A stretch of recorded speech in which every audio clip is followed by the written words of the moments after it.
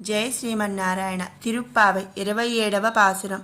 கூடாராய் வெல்லும் சீர்கோவிந்தா உந்தன்னை பாடிப்பறை கொண்டு யாம் பெரு சம்மானம் நாடு புகழும் பரிசினால் நன்றாகா சூடகமே தோல்வரையே தோடே செவிப்பூவே பாடகமே என்று நெய்யப்பல் கலனும் யாமணிவோம் ஆடை இழுப்போம்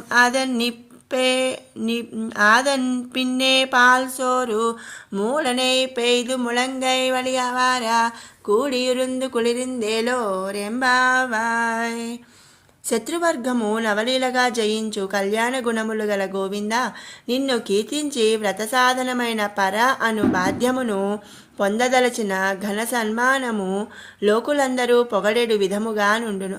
చేతులకు గాజులు మొదలగు ఆభరణములు, బాహువులకు దండకడియములు, చెవి క్రింది భాగమున అలంకరించుకొద్దు పైభాగమున పెట్టుకొనెడు చంపస్వరములు, కాళ్లకు అందలు మొదలగు అనేక ఆభరణములు మేము ధరింపవలెను. తరువాత అందమైన చీరలను కట్టుకొనవలేను.